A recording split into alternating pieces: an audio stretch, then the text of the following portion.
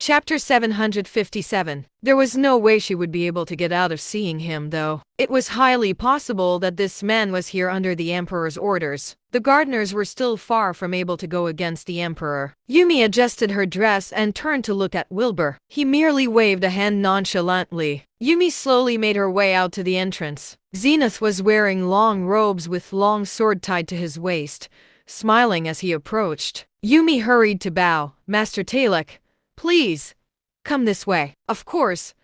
Zenith seemed to be nothing but polite, all smiles as he made his way into the yard like a guest visiting a good friend. Yumi led the way, and both of them walked through the front of the house to get to the living room. Zenith stopped in his tracks. Yumi said, "Please come inside for some tea, Master." "That's all right.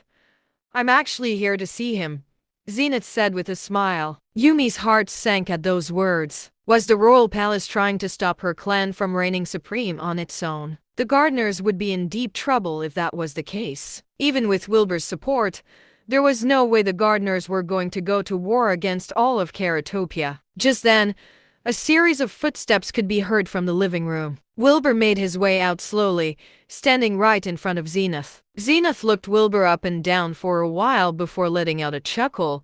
"You youngsters really are something else." "That's very kind of you," said Wilbur calmly. The next second, Zenith drew his sword all of a sudden.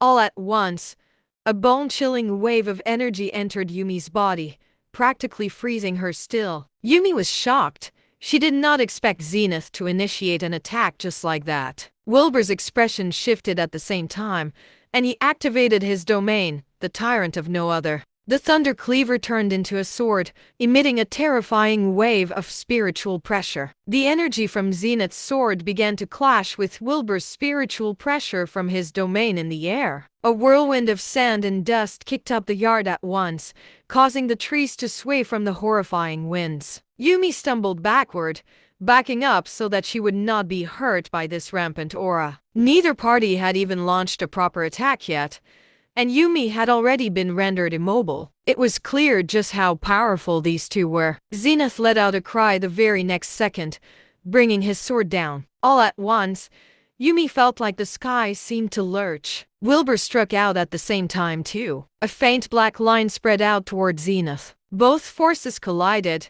emitting a soundless collision. This collision destroyed all buildings and objects within a 100-meter radius, sending everything crashing to the ground. Yumi let out a cry, channeling all her spiritual energy to withstand this pressure. Sweat dripped down her body as she gritted her teeth, struggling. "Not bad, young man."